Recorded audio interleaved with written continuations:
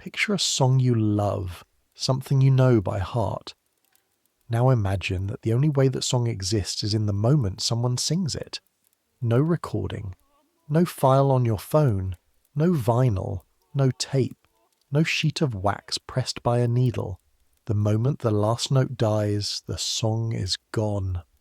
Not stored somewhere waiting for you. Gone.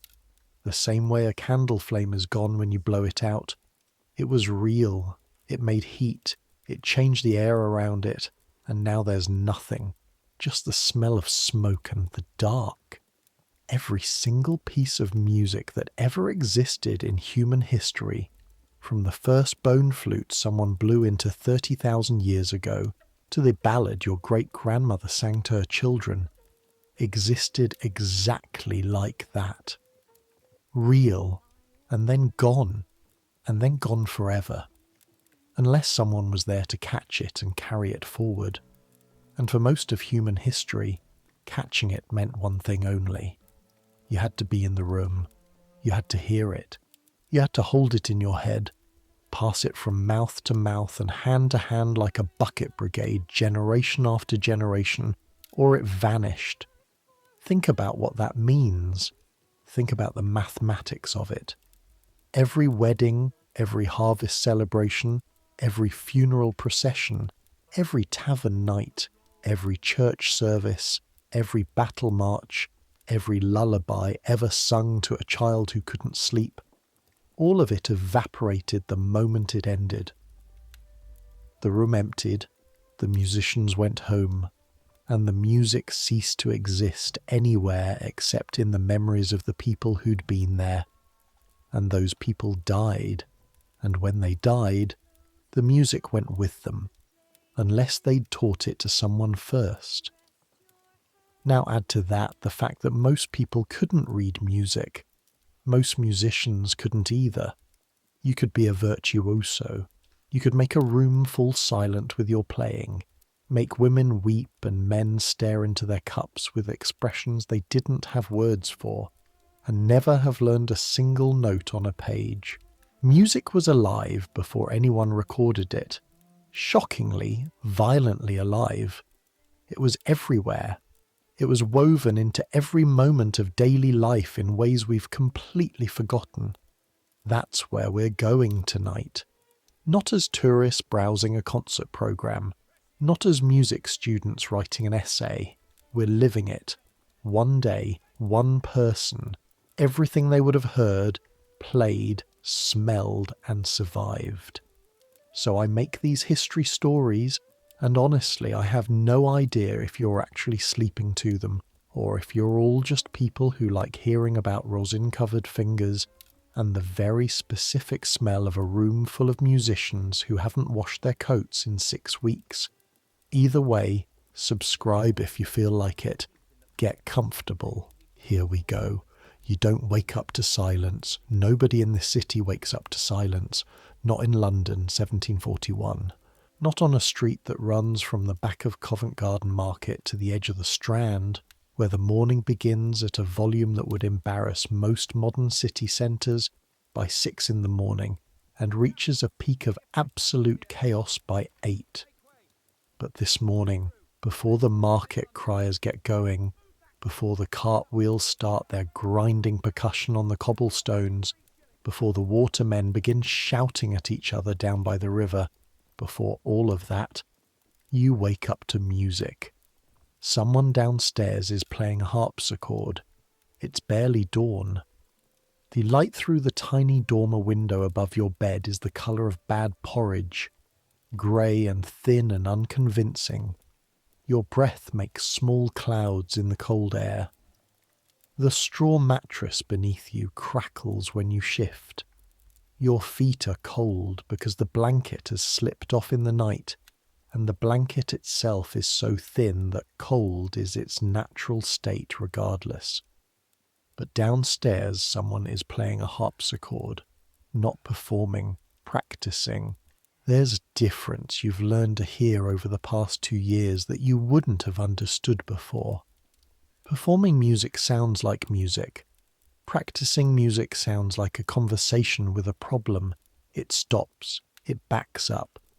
It plays the same 4 notes 7 times, each time slightly different, the player searching for something in the gap between what they're doing and what they want. Right now it's a passage from a Handel sonata. You know this passage because you've copied it out 3 times in the last month. Sitting at Mr. Aldwick's writing table with a goosequill pen and an ink pot that freezes solid if you leave it near the window overnight. Your fingers know the shape of those notes. The G, the suspended A, the resolution that comes 2 beats later, the ornamentation on the repeat that Mr. Aldwick insists is non-negotiable. The player downstairs, that's not Mr. Aldwick. Mr. Aldwick doesn't practice before breakfast. That's Miss Cooper, his eldest daughter, who is 17 and has been playing since she was 5 and is better than anyone who pays for lessons in this household will ever be, a fact that nobody says out loud but everyone knows. You close your eyes again. Listen. She finds the passage on the 3rd try, gets through it cleanly once, then plays it again slower, listening to herself. The harpsichord sound is different from a pianoforte. Sharper, more metallic, each note plucked rather than struck, with less sustain, the sound falling away almost immediately, cleaner, more honest about what it is. There's nowhere to hide mistakes on a harpsichord the way you can on a softer instrument. Your violin is hanging on a hook above the bed. You made the hook yourself from a bent nail and a piece of leather from a broken shoe. The violin is in its case, a wooden box slightly smaller than the instrument itself, lined with old fabric from a dress that belonged to Mrs. Aldwick before she died. Green wool, slightly moth-eaten, it does the job. You have to be careful with the violin. Not because it's valuable exactly, it's not a great instrument, you know that. It was made in London maybe 30 years ago by a maker whose name you've never been able to find on any of the instruments you've examined in the shops along the Strand. The varnish is slightly orange and slightly uneven, thick in some places and thin in others. The neck isn't quite straight. On cold mornings, the E string goes flat in a way that takes 15 minutes to fix, but it's yours, more or less. Mr. Aldwick technically owns it, the same way he technically owns your labour for the next 3 years until your apprenticeship is complete. But he lets you think of it as yours, which amounts to the same thing in practice. You get up. The floor is cold enough that the sensation travels from the soles of your feet directly up through your spine in a wave of pure objection from your entire body. There are no slippers. The last apprentice who had this room apparently left a pair behind when he finished his time, but they were too small for you when you arrived, and they fell apart entirely 6 months later. You've been meaning to buy new ones for almost a year. The washing basin has a skin of ice on it this morning. November. You break it with your knuckles, the way you've learned to, and splash water on your face so quickly that the cold barely has time to register a sensation before it's over. This is the trick. Don't think about it. Just do it. The cold is worse if you anticipate it. You dress quickly. A linen shirt that you washed 3 weeks ago and is starting to show it. Wool breeches that are warm enough but have a tear at the left knee you've been ignoring. Stockings. Shoes. The soles are wearing thin on the right heel. You'll need to deal with that before it rains properly. And then your coat. Your coat is the best thing you own. It was a gift from your father when you left Bristol 2 years ago. Heavy brown wool, long, with deep pockets, and a collar you can turn up against the wind. Your father saved for it for a year, he told you. You try not to think about that too often. You pick up the violin case automatically as you leave the room. You don't go anywhere without it. Before I tell you about the day ahead, Let me tell you something about where you are and what you actually do here. Your name is Thomas Watts. You're 17 years old. You came to London from Bristol in October of 1739, carrying a letter of introduction from the organist at St Mary Redcliffe, a man named Mr Pierce, who had taught you since you were 9, and who had written to Mr Aldwych explaining that you were, and I'm quoting the letter here because you've read it enough times that you've memorised it, a young person of exceptional natural ability who, with proper instruction and opportunity, might make a creditable living in the musical profession. A creditable living in the musical profession. That phrase. You've thought about it constantly. Not a great living, not a celebrated career, a creditable one, which means you might be able to pay for food and a room. You might not die in a ditch. Might. Mr Edmund Aldwych runs a music shop and a music hiring service from a narrow building on Maiden Lane, which is itself a narrow street that connects Covent Garden to the Strand in a way that suggests the city planner had given up on the project halfway through. The ground floor of the building is the shop. Sheet music for sale, music for hire, instruments for the discerning buyer and the desperate one alike, strings and rosin and pitch pipes and the kind of small goods that musicians need. Above that is the teaching room and the family's parlour. Above that is the kitchen and Mrs Aldwich's, or rather the late Mrs Aldwich's, sewing room, which now belongs to Miss Cooper and her younger brother James. Above that, up a staircase that groans like a disapproving uncle with every step, is the attic. Which is yours? The other apprentice, a boy named Peter Finch, who is 14 and from somewhere in Cambridgeshire, sleeps in a room beside the kitchen. He's a singer, a treble, and at the moment his voice is the thing that pays for a significant portion of the household's income.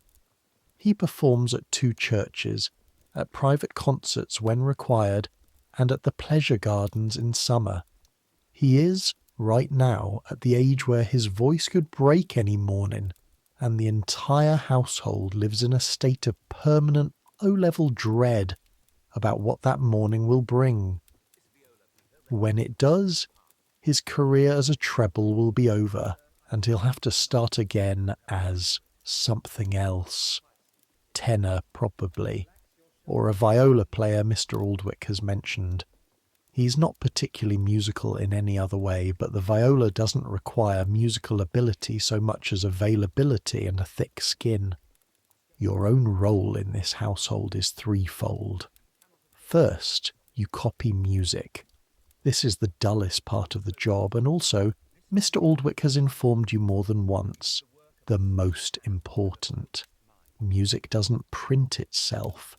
Before printed music became widely available, which it is now, more or less, for standard works, and even now for commission pieces or novelty songs or arrangements that won't sell in enough volume to justify the expense of engraving a plate. The only way to get music from one place to another is to copy it by hand, carefully, accurately, quickly. A copyist who makes errors wastes everyone's time and money. A copyist who is slow costs the master income. A copyist who is both has no future in the profession. You are a decent copyist. Your handwriting is clear and your note values are accurate, and you've learned to read ahead on the page so you don't lose your place. You're not as fast as you should be yet, but Mr Aldwych says you'll improve. Second, you teach. Specifically, you teach the beginners. The children of merchants and tradespeople who want their daughters to learn the harpsichord and their sons to learn the violin. Not because they love music particularly, but because it marks a certain social standing. You know enough to take them through the first year of instruction. Scales, simple pieces, basic reading. It's not inspiring work. Most of the children have no interest in playing, and even less aptitude for it. and you spend a significant portion of each lesson explaining to an 8-year-old why she must practice the same scale again, why it matters that her bow hold is correct, why music has rules and what the rules are. You are patient about this. You have to be. Third, you play. This is the part that brought you to London, that kept you going through the journey on the Bristol Road, through the first months in this strange, overwhelming city. You play violin, first violin when Mr. Aldwych assembles a small ensemble for private concerts, second violin in the orchestra at the Haymarket Theatre, where you've been playing 3 nights a week since last spring, when one of the regular players developed a problem with his bowing arm and Mr. Aldwych recommended you as a replacement. You play at concerts in the pleasure gardens in summer. You play at weddings, at private balls, at civic dinners, at church festivals when the regular musicians are booked elsewhere. You play at funerals sometimes too. But we'll get to that. Right now, downstairs. The kitchen is the warmest room in the building because it's the only room with a fire that burns all day.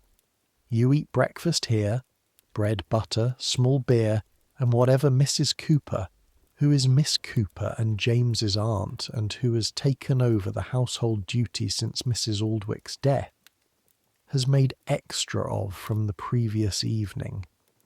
This morning it's a small bowl of something that might be barley porridge with dried fruit, which is fine. It's warm. It's more than you had on many mornings in Bristol. Miss Cooper is still playing when you pass the parlour door on the way down. You catch a glimpse of her through the gap, seated at the harpsichord, back straight, hands moving with the particular economy of someone who has practiced enough that conscious thought is no longer required. Her profile is serious. She's not aware of you. You move on. Mr. Aldwych is already in the shop. He is always already in the shop. You have never, in 2 years, been the first one downstairs. Either he doesn't sleep, or he sleeps in a chair behind the counter, which you would not entirely rule out. He's a thin man, Mr. Aldwych. Thin in the way that suggests he has always been thin and always will be. With grey hair pulled back in a queue that is slightly less tidy than it was when you first arrived. Grey eyes that see things in your playing you haven't noticed yourself, and hands that are the most interesting thing about him. They're not the hands of an old man, despite the grey hair. They're the hands of someone who has played keyboard instruments for 40 years and plans to continue. Long fingers, prominent tendons, the kind of flexibility that comes from use rather than youth. He'll be able to play until the day he dies, you think, and then after that his hands will still twitch on the bedsheets. Thomas, he says, not looking up from whatever he's writing. You're copying the Boyce Quartet this morning. 3 copies. 2 for the Earl of Harrington's household and 1 for Mr. Cavendish. The Cavendish copy needs to be done before noon. His messenger will collect it. Yes, sir. Your bow arm was dropping in the last movement last night. I know. Then do something about it. He turns back to his writing. You sit down at the copying table, which is in the corner of the shop near the window where the light is best. Uncap the ink pot, flex your fingers, and begin. The music copying table. Let me tell you about this table, because it's where you spend approximately 3 hours of every day, and it shapes your existence in ways you might not expect. It's a plain wooden table, maybe 4 feet wide and 2 feet deep, with a slanted top so the page tilts toward you at a comfortable angle. To your left, the ink pot. Black ink, the good kind. Iron gall ink made from oak galls and ferrous sulfate. When it's fresh, it goes on dark and it stays dark.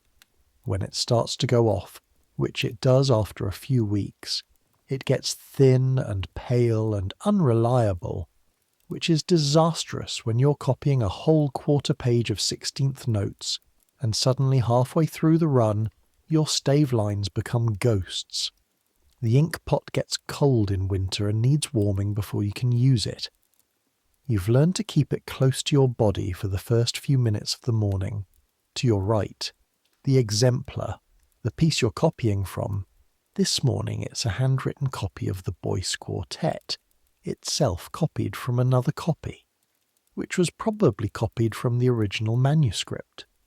Music exists in generations of copies, like a game of telephone, each generation picking up small errors and variations.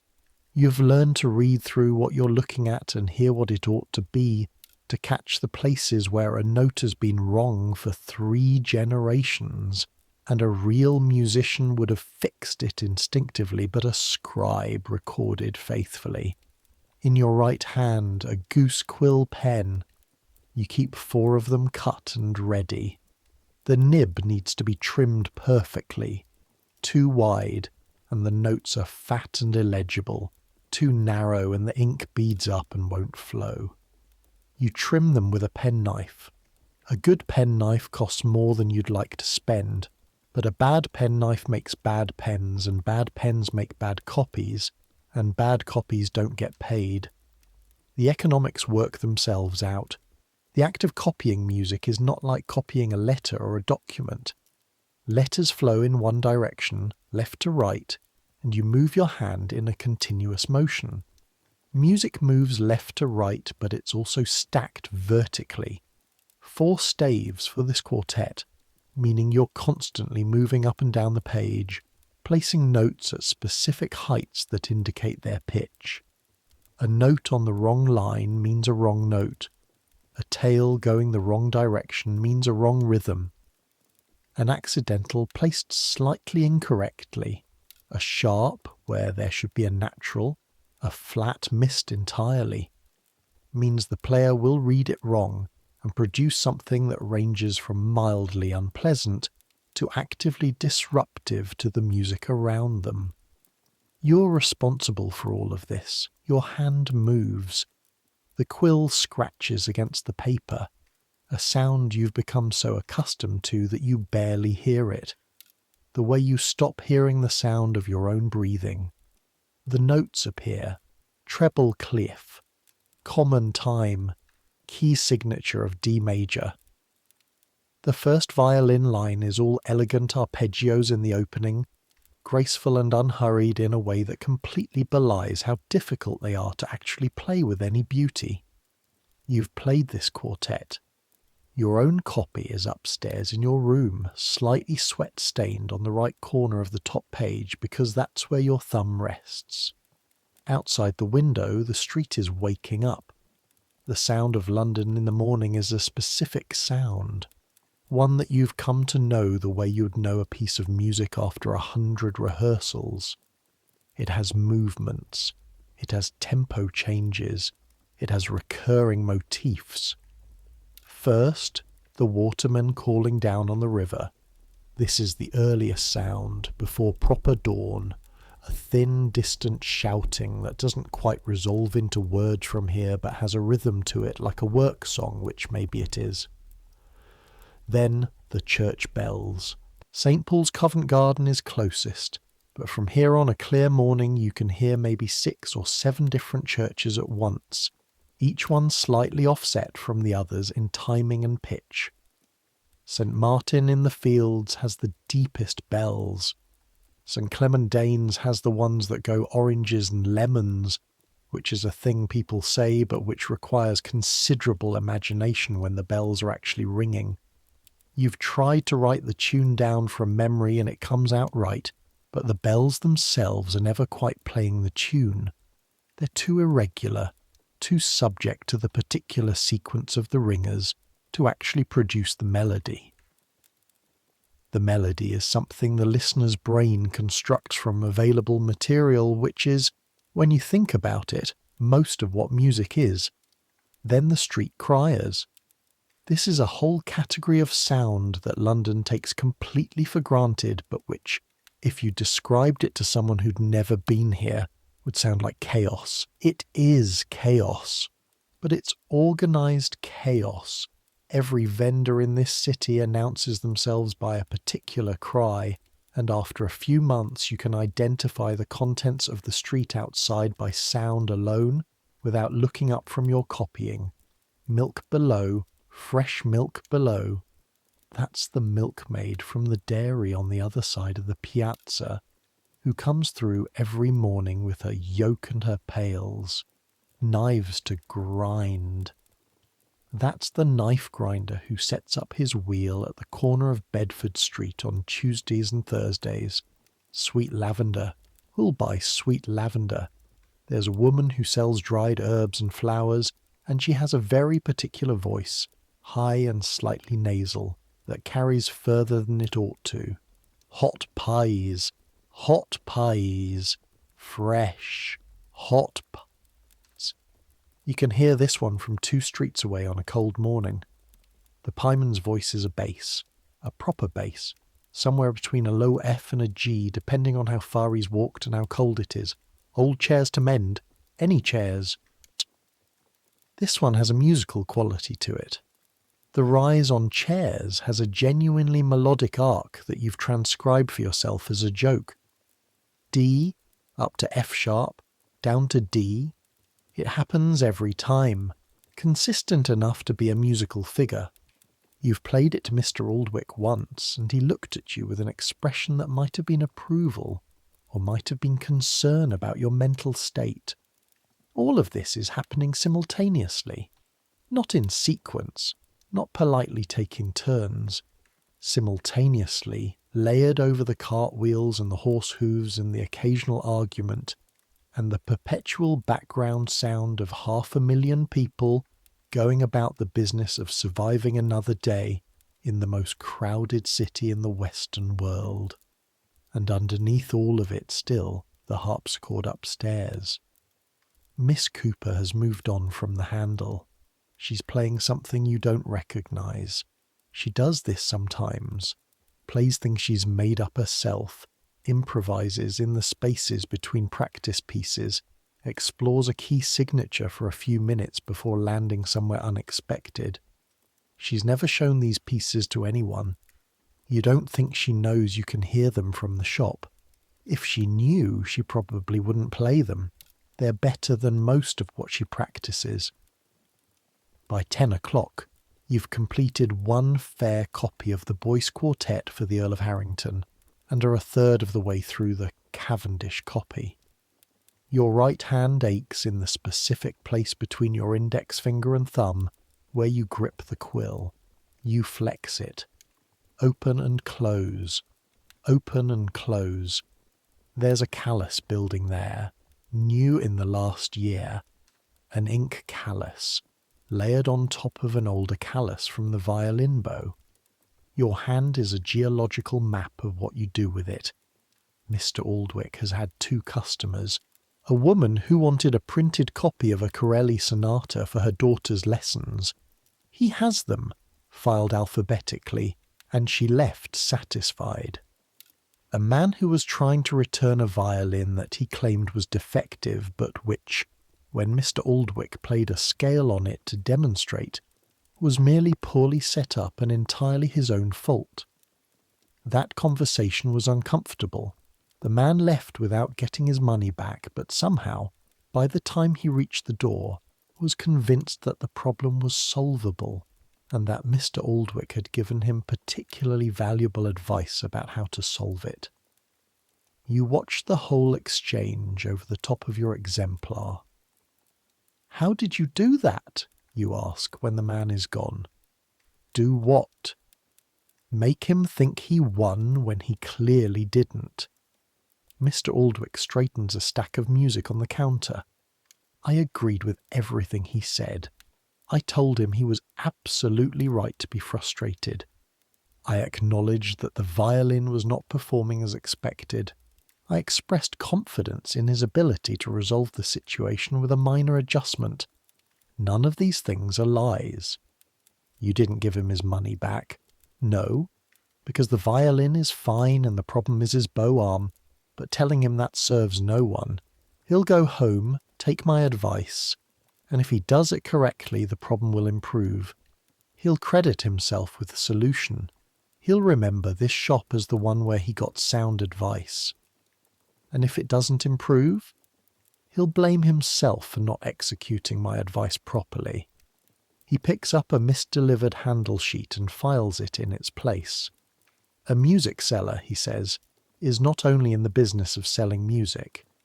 You go back to copying, but you think about what he said for the rest of the morning.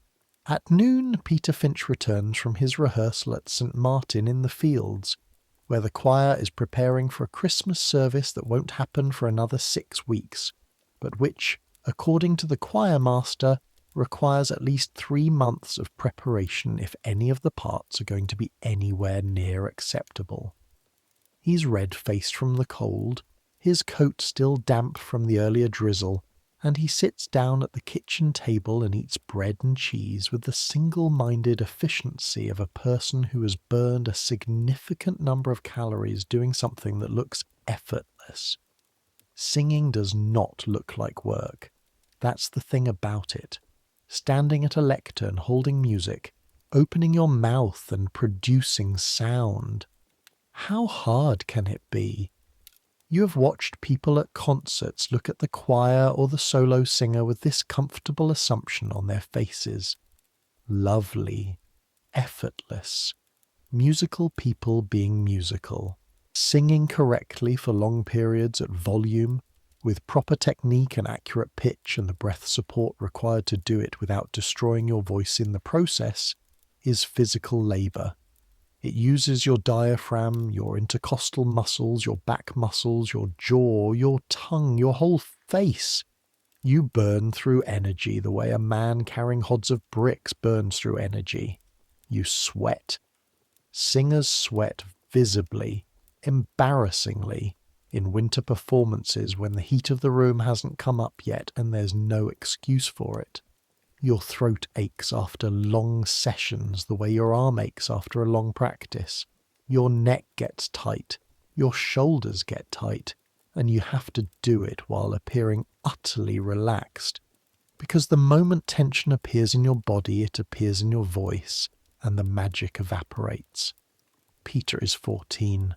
He's been singing seriously since he was 8. He knows all of this. He eats his bread and cheese with the solemn dedication of an athlete. Good morning, you ask. Decent, he chews. Tenors came in late in the Magnificat, 3rd bar, every time. Did the choirmaster fix it? He tried. They came in late again. A pause. The bass soloist is ill. This is news. The bass soloist at St. Martin's has a reputation for a voice that, as Mr. Aldwick described it once, sounds like God clearing his throat.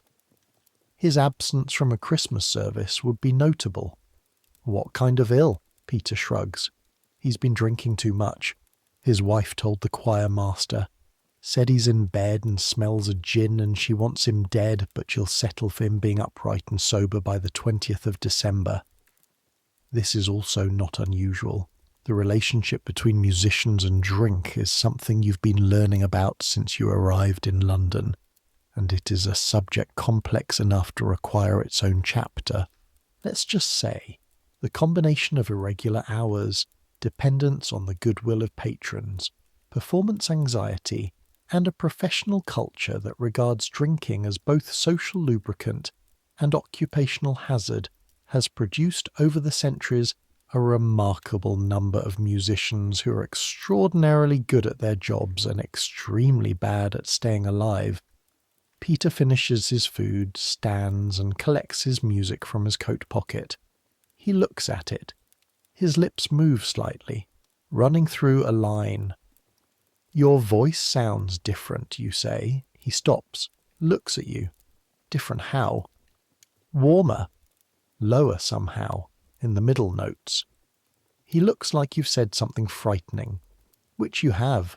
You both know what it means. It'll sort itself, he says. He says it the way you say things when you know they won't sort themselves. I should practice. He goes upstairs. You look at the door he's walked through for a moment. Then you go back to copying. Now let me tell you something about the world you live in before we go any further. Music is everywhere in 1741 London. That's not an exaggeration or a romanticization. It is a simple fact. Everywhere, at a density and variety that, if you've grown up with recorded music available in your pocket at all times, would seem bizarre, too much, too constant, but which is not experienced as excessive in this time because this is the only music there is. There are no phonographs, no radios, no cassettes, no CDs, no streaming services. If you want to hear music, a human being has to produce it in your presence. That's it. Those are all the options.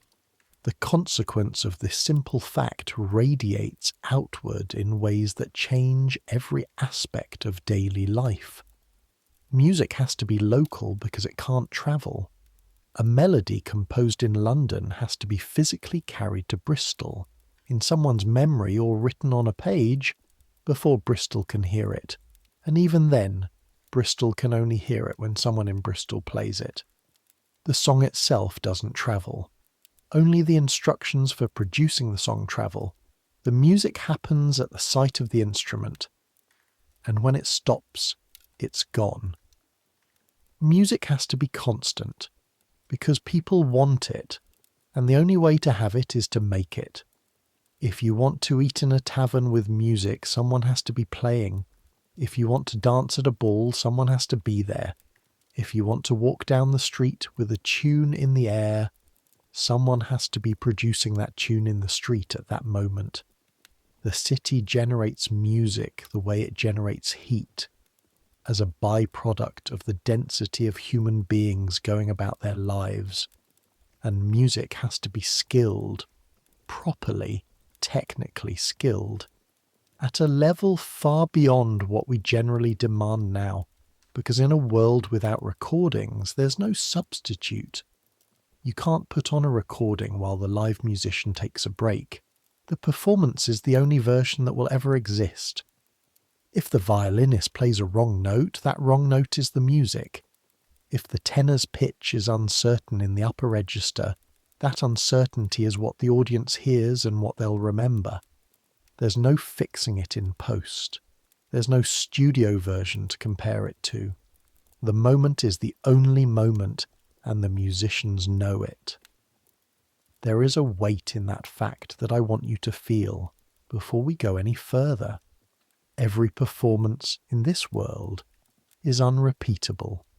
Every concert is the only concert this specific piece of music will ever have. Here, tonight. The people in the room are the only people who will ever hear this particular version. Tomorrow the musicians will play it again, but it will be different. Slightly different. Different room, different mood, different humidity, different bowing arm, different crowd energy feeding back into the playing and changing it in real time. The music lives and dies in the moment it's created.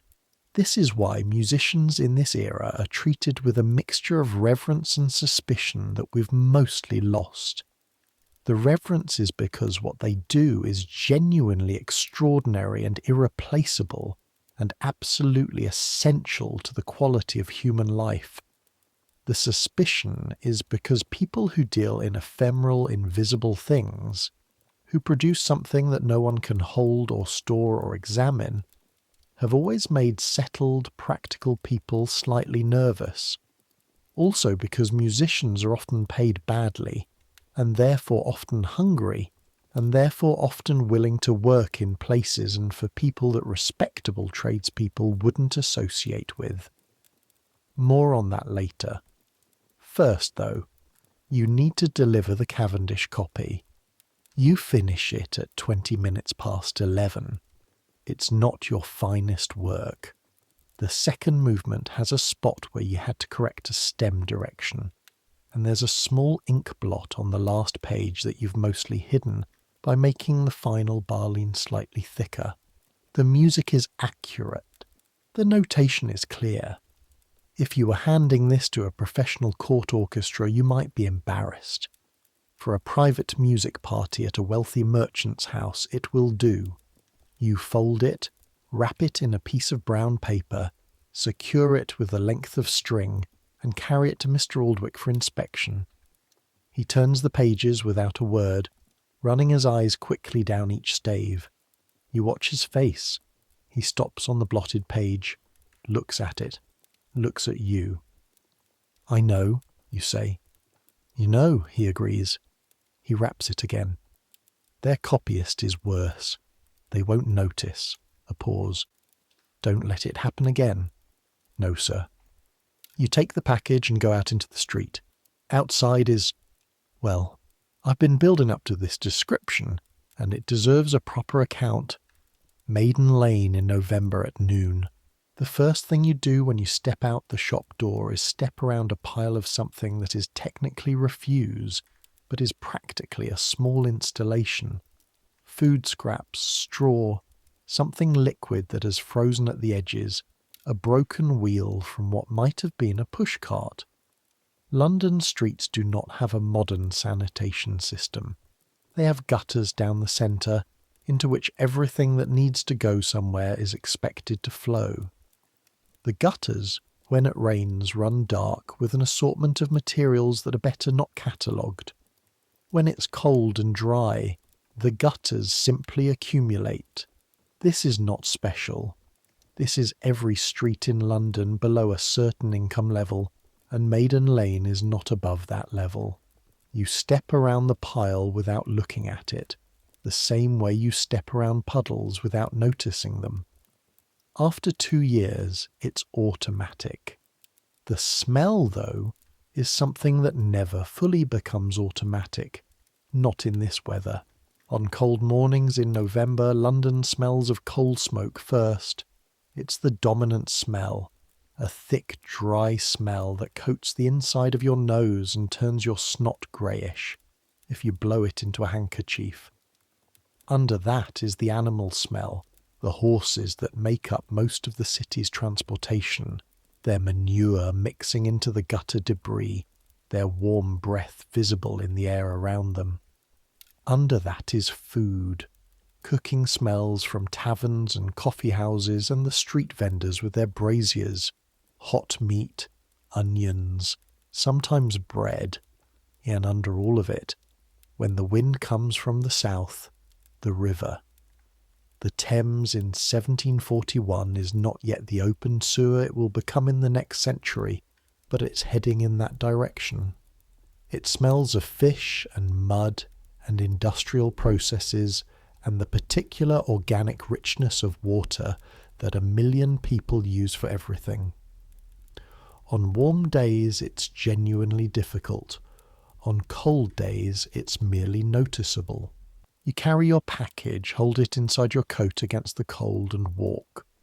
The streets between Maiden Lane and Mr. Cavendish's house, which is in a respectable square off the Strand, take you through the edge of Covent Garden Market, and this is where the city's sonic character becomes most intense.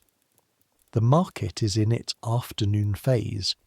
The morning rush of fresh produce has subsided, and now what's left are the longer establishment vendors, the ones selling things that don't go off as quickly. Pottery, clothes, books, pamphlets, hardware. But the criers are still going. And then, right at the corner where Bedford Street meets the piazza, you hear it. A ballad singer. She's a woman of maybe 40, broad-shouldered and red-cheeked from the cold, standing with her back to the colonnade of the piazza market, holding a stack of printed sheets in one hand and singing with the other hand on her chest, in the way that either means she's performing with conviction or she has indigestion. The voice is big, untrained in any technical sense, no support from proper breath management, no particular attention to tone quality, but large and clear and unself-conscious in a way that cuts through the market noise without effort. She's singing a ballad, a new one. You can tell from the freshness of the printing, the ink not yet faded on the sheets she's holding. Something about a sea captain who did something either heroic or dastardly. The details unclear from where you are, but the tune is immediately catchy. It's built on a simple alternating pattern, the kind that lands in your head on first hearing and refuses to leave. You'll be humming it tonight, you already know. You haven't chosen to learn it. It's just going to happen. This is the street music tradition of London, and it is enormous. Ballad sellers like this woman have been operating in this city for centuries. They sell news, essentially. News set to music, because news set to music travels further, lodges deeper, and is remembered longer than news on a plain page. Can't read? Doesn't matter. You can hear it. Can't afford the broadsheet? Doesn't matter. Stand here for 3 minutes and you'll know the story and the tune both. The ballads cover everything. Political controversies, murder cases. There's a roaring trade in execution ballads, songs about condemned criminals that are sometimes sold while the criminal is still alive, printed in advance with space left for the last-minute details. Romantic scandals, disasters at sea, miraculous survivals, strange births, the moral failings of the wealthy rendered in verse. You've heard it argued that the ballad sellers are the newspapers of the poor. You've also heard it argued that they're primarily entertainment dressed up as information. Both are true. They're usually the same thing in this city. You buy one of her sheets for a halfpenny, can't help yourself, and tuck it in your pocket without looking at it because your hands are too cold to hold paper and walk at the same time. The woman nods at you. The selling never interrupts the singing. You keep walking, and as you walk, you count. In the 2 minutes it takes you to cross the market and reach the top of Southampton Street, you hear the ballad singer still going, a fiddle player working the crowd outside one of the coffee houses, a penny whistle from somewhere up toward Longacre that you can hear but can't locate, the bells of St. Paul's Covent Garden just finishing their noon sequence, a boy drumming on an overturned copper pot for coins near the flower stalls, a song coming from inside a tavern, around, multiple voices, men's voices, something with "Hey nonny nonny" in the chorus, which dates it about 100 years, and, from somewhere not far away but completely obscured by buildings, a trumpet. Just one phrase repeated, an instruction to someone or a signal, not performance. 7 distinct musical sounds in 2 minutes, none of them coordinated, none of them intended to coexist. They simply do coexist, as everything in London coexists, by proximity and necessity, and the understanding that the alternative to tolerance of the cacophony is silence, and silence is not available as an option. You deliver the package without incident. Mr. Cavendish's footman takes it at the door, glances at it without much interest, doesn't offer you a gratuity, they never do at the Cavendish house, and shuts the door while you're still saying good afternoon. You're used to this too. In the hierarchy of the city, a music copyist's apprentice is somewhere around the level of a middling grade tradesman's runner, above a street sweeper, below a prosperous grocer, invisible to footmen. On the way back you take a longer route because the Strand is a mess today.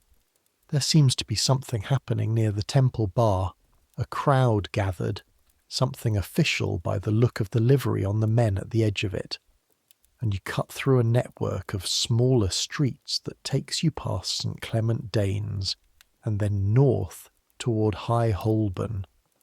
And this is where you hear the organ. St. Clement Danes is in the middle of the Strand, literally, a church built on an island of land with the road flowing around both sides of it, which in a city where space is valued above almost everything else, gives you some sense of how long this building has been here and how much authority it still carries. The church dates to the Norman period in some form, though the current building is largely Wren's. 50 years old now, one of the churches rebuilt after the Great Fire, all classical proportions and clear stone, and a tower that rises above the street in a way that remains startling no matter how many times you've walked past it. The organ is playing. It's the middle of the afternoon on a Tuesday in November. There is no service. There is no particular reason for anyone to be playing the organ in an empty church on a Tuesday afternoon, except that apparently there is, 'cause someone is. You stop, stand on the narrow footpath with people flowing around you on both sides, giving you the looks that Londoners give anyone who has stopped moving for no obvious reason. You don't care. You listen. The organ music coming from inside St. Clement Danes is vast. That's the word. It fills the entire interior of the church, which has walls and a vaulted ceiling designed specifically to shape and amplify sound, and then it spills out through the open side door, with a richness that makes the street around it seem quiet by comparison. The piece is something contrapuntal, elaborate. Voices entering one after another, each one independent, each one in conversation with the others, building into a structure of simultaneous melodies that is somehow both complex beyond easy comprehension and clear as water. You know this piece, or you know it somewhat. It's by a German organist whose music you've been studying from a collection of printed works Mr. Aldwych ordered from a bookseller who specializes in continental publications, Johann Sebastian Bach. He's been dead for less than a year, actually. You'll learn this later from a letter Mr. Aldwych receives from a colleague in Hamburg. At this moment, standing on the footpath outside St. Clement Danes, you just know the music, and you stand there and let it exist in the air around you, and think about what it would mean to write something like that. The passing Londoners don't stop. One man gives the open door a brief glance, as if checking what the fuss is, and then moves on. A woman with a basket shifts it to her other arm, and walks around you without comment. The organ plays. You stay until the piece ends. The end comes cleanly. Finally, a cadence that feels both inevitable and like a gift, and then silence rushes in from all sides, and the street immediately reasserts itself. The wheels and the voices and the distant ballad singer who is still going, she must have extraordinary stamina, and you realise you've been holding your breath for the last 30 seconds. You let it out. You walk back to the shop. Mr. Aldwych, when you describe what you heard, says, "Which piece?" You hum the opening. He nods. The toccata in D minor. The organist there is a good musician. Better than good, actually, for a parish church. He makes a small sound that might be approval. He plays for himself on Tuesdays. They let him. Who do you mean, let him? The church wardens. They could insist the instrument only be used for services. Some do. He has an arrangement. A pause. He plays for himself because he loves the music, not because it serves any function, not for an audience, just the playing itself. He goes back to whatever he was writing. You stay with this for a moment. The idea of playing for yourself, of the music serving no commercial purpose, no social function, no patron's need, just the act of making sound, because the making of sound is worth something in itself, not as an occasional luxury, as a regular practice, twice a week by arrangement, with an empty church as your audience. You'd give a great deal for that. In the evening comes the work you were brought to London for. Mr. Aldwich's music hiring service maintains a list of musicians available for engagement. When a private household wants an ensemble for a dinner or a dance, or when a tavern wants music on a Saturday night, or when one of the pleasure gardens needs to fill out an orchestra for a concert. They come to Mr. Aldwych. He provides the players. He takes commission. The players get paid. Tonight's engagement is a private concert at the house of a Mrs. Pemberton, who lives in a square off Bloomsbury that is quiet and well-maintained and signally respectable. The kind of square where the residents own their houses rather than rent, where the servants outnumber the employers by a ratio of at least 6-1, and where anyone arriving for a musical evening comes through the servants' entrance in the side street rather than the front door, regardless of how accomplished they are. This is important. Understand this. You are a musician. In this city and in this era, being a musician means something specific about your social position. You're not a servant. You're a professional, a skilled craftsperson, in many ways more educated than the household servants you enter the house alongside. But you are not a guest either. You come in through the servants' entrance. You eat in the servants' quarters if the evening runs long and food is provided. You set up your music stand in the music room before the guests arrive, and you stop playing when you're told to, and you leave through the servants' entrance when it's over. The guests who've spent the evening being entertained by your playing will not introduce themselves to you. They will nod at best. They might applaud. You've been doing this for a year. You're used to it. What you haven't gotten used to exactly is the gap between what's happening musically and how it's treated. Tonight there are 5 of you. Mr. Aldwych on harpsichord. He plays at better engagements himself, reserves himself for the houses where the keyboard work is challenging or where his presence signals a higher class of entertainment. A cellist named Mr. Harper, who is a professional with the Haymarket Orchestra on other evenings, and who plays at private concerts like this one for supplementary income. A flautist named Mr. Weston, who is younger than the others, and better than he knows yet. A second violin named Mrs. Briggs. Technically, though she's never mentioned a husband and nobody has asked, who plays with a quickness and accuracy that consistently embarrasses you, despite the fact that she's entirely self-taught, which should be impossible at her level but apparently isn't. And you set up in the music room while the household prepares around you. The music room is a beautiful room if you're paying attention to such things, which you try not to because it makes you aware of your own position relative to the room in ways that are unproductive. Pale blue walls, a painting on one side that is either a copy of something Italian or the genuine article. You can't tell and nobody's asking for your opinion. A fireplace with a marble surround. The harpsichord is better than the one in Mr. Aldwich's shop. A Kirkman, made right here in London, one of the finest instruments in the country. You've touched the case, smooth, lacquered, painted with pastoral scenes on the lid. Shepherds, and musical instruments, of course. It's always shepherds and musical instruments. The guests begin arriving at 8 o'clock. You can hear them in the hall, the sound of door openings and greetings and the particular collective murmur of well-dressed people. Removing their outer garments and complimenting their host on her home, you tune. The harpsichord can't be tuned on the spot. It is what it is. So you tune to it.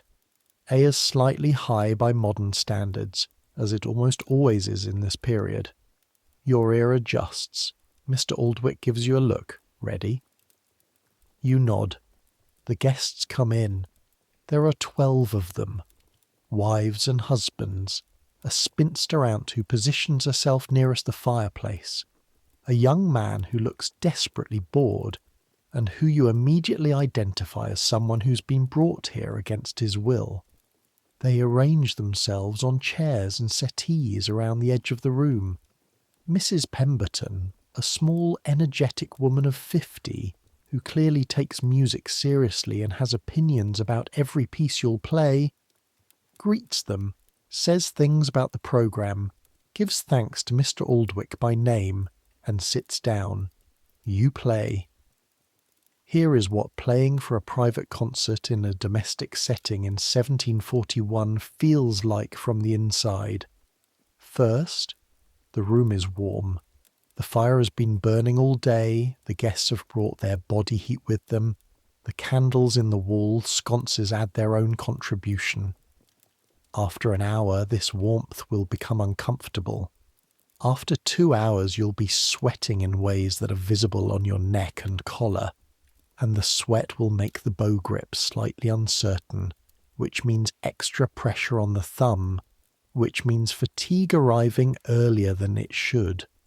You've learned to start the evening with less bow speed and more arm weight to compensate for what's coming. Second, the acoustics are terrible, or rather, they're domestic acoustics, designed for conversation, for the movement of people, for the gentle background function of a living space rather than the clear projection of musical sound. There are too many soft surfaces. The curtains eat the treble, the carpet eats the bass. The string sound comes out slightly muffled at the far end of the room, which means you're playing louder than you would in a proper concert hall to compensate, which means greater physical effort and greater fatigue. Third, the audience is not primarily there for the music. I want you to understand this without it being a criticism.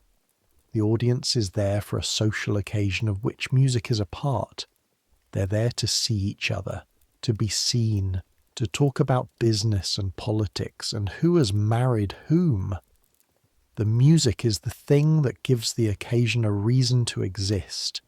It's the atmosphere, the entertainment component, the demonstration that Mrs. Pemberton is a cultured person who values the arts and has the resources to provide them.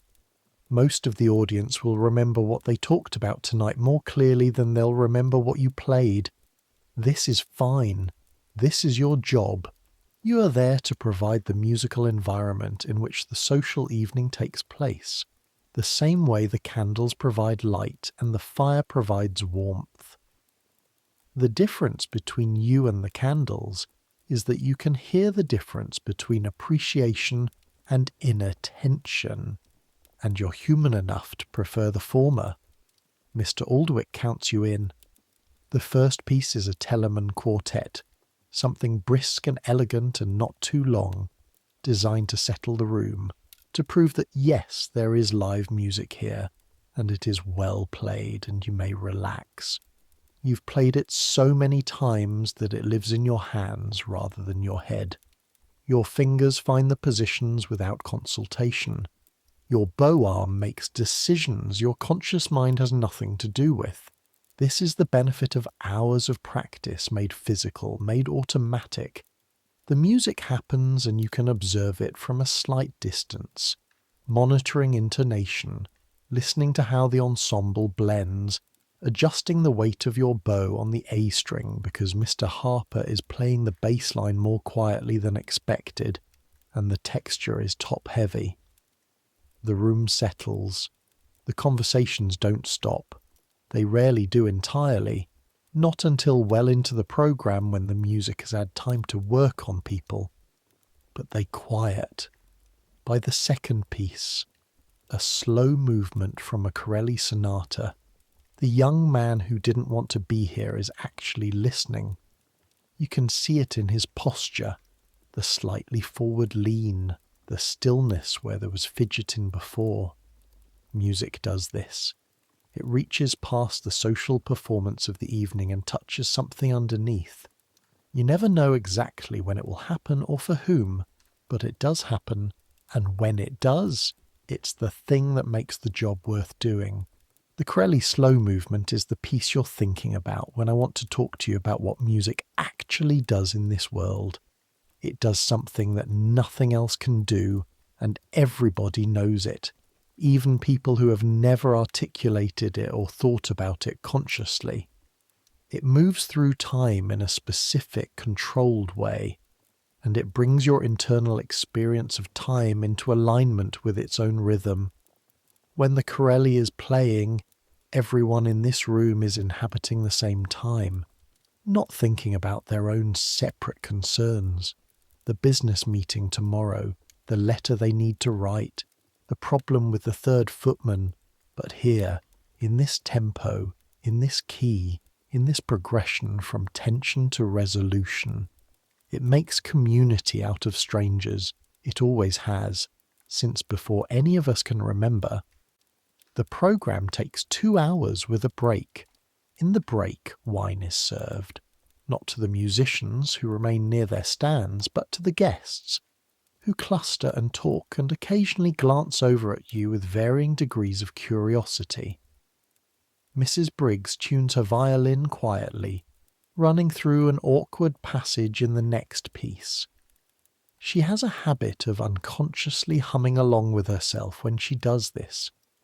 Not the melody she's playing, but a kind of tonal comment on it, a second voice that shadows the difficulties.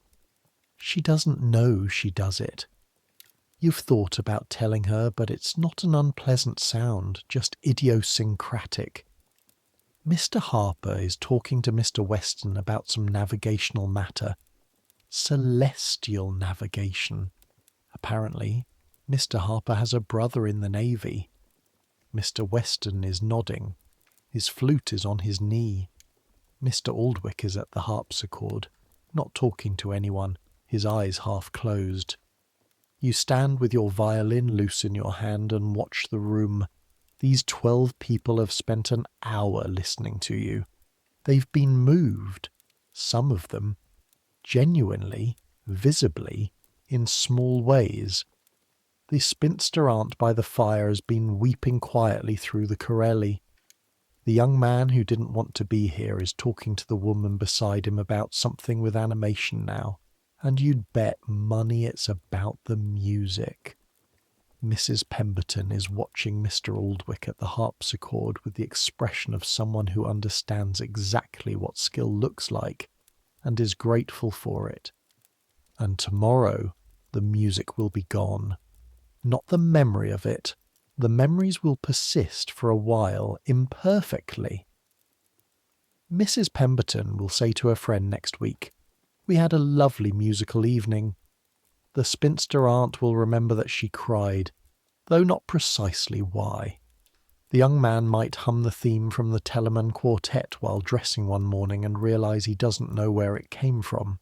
But the music itself, the specific combination of these players, this room, this temperature, this quality of sound, these decisions about tempo and tone and bow weight that you made in real time, responding to the room and the moment and each other, that will never exist again.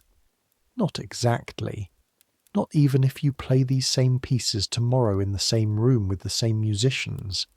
Every performance is the only performance. This is the thing that no one explains to you when you learn to play an instrument. The thing that takes years to fully feel in your bones. You're not making an object. You're making an event. You're making something that lives entirely in the experience of the people who witness it. And the moment the last note sounds and the bow lifts from the string, it's done. It was real. It mattered. And now it's gone. Later that night, walking home through the dark streets with your violin under your arm and your coat buttoned against the wind, you'll think about the organ player at St. Clement Danes, playing for himself on Tuesday afternoons, playing music that he loves, in a space designed to make it beautiful, with no audience and no commission, and no one to please but himself. And the music still vanishes the moment it ends. And somehow, for him, that's fine. You turn up the collar of your brown coat and walk faster. The streets are dark, genuinely dark.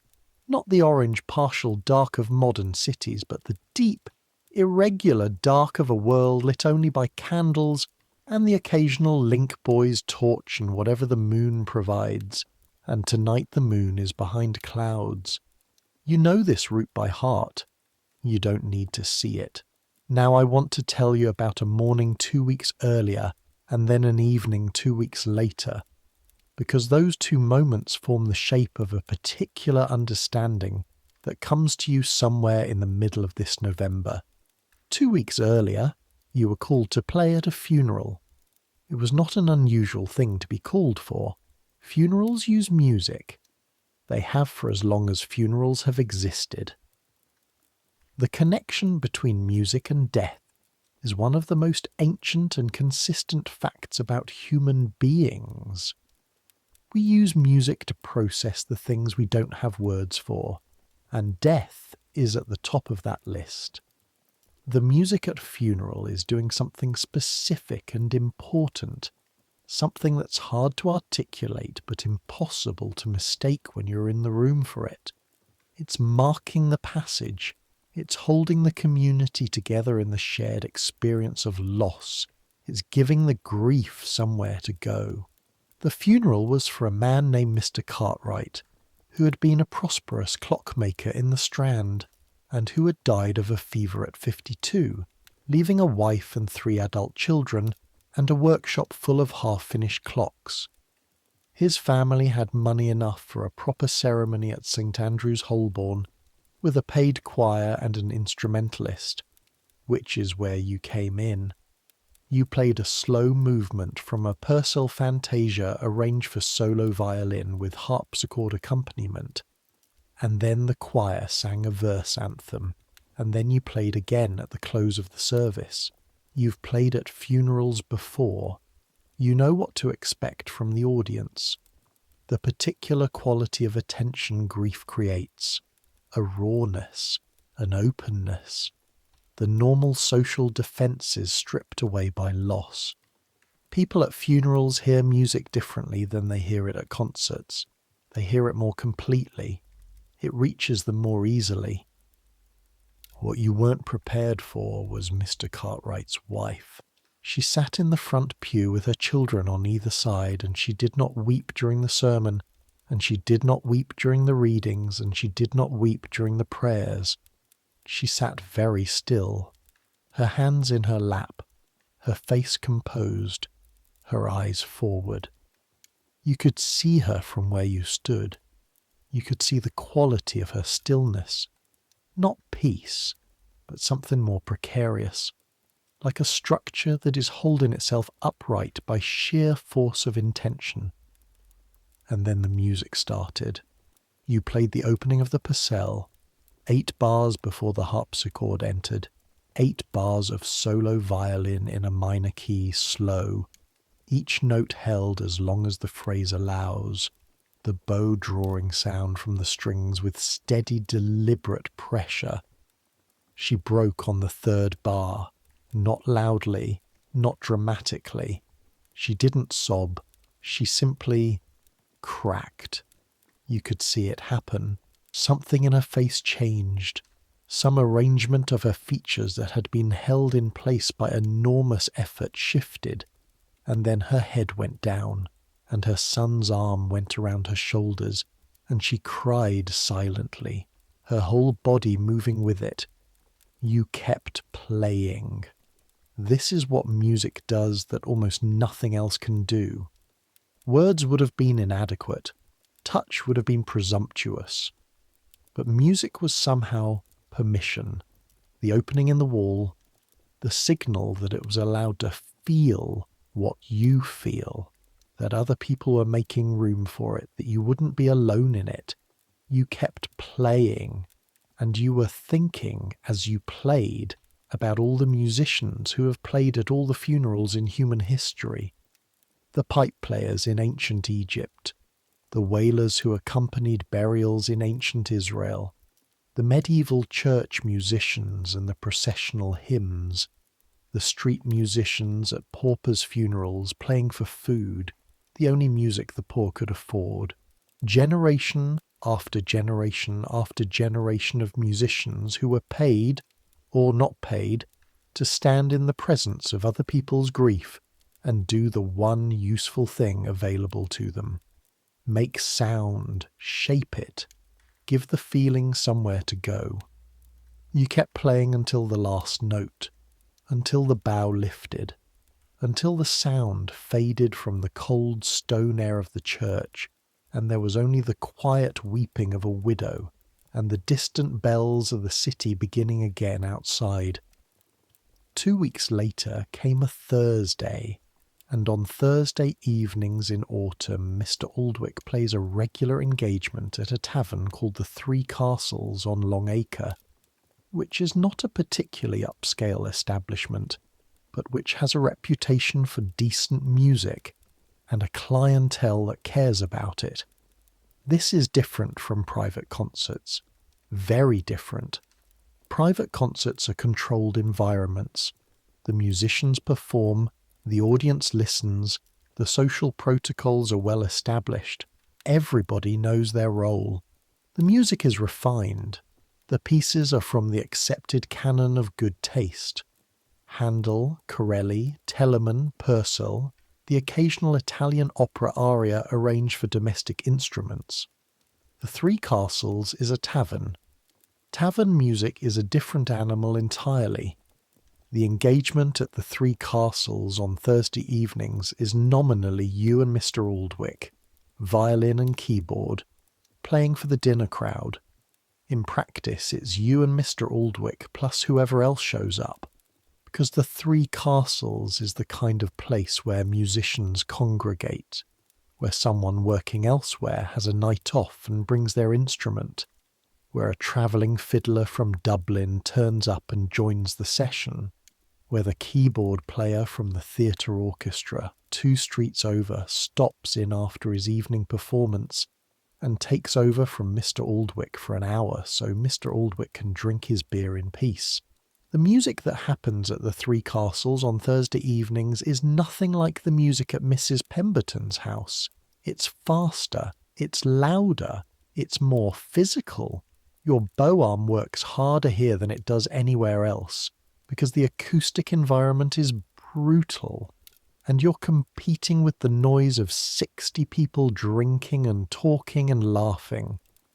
The pieces are dance tunes mostly, jigs and reels and the occasional fashionable French minuet requested by someone who wants to look sophisticated, and folk songs requested by customers who've had enough beer to feel sentimental, and catch-all popular melodies that everyone in the room knows, and half of them will sing along with, loudly and tunelessly, which you absorb as a feature rather than a bug.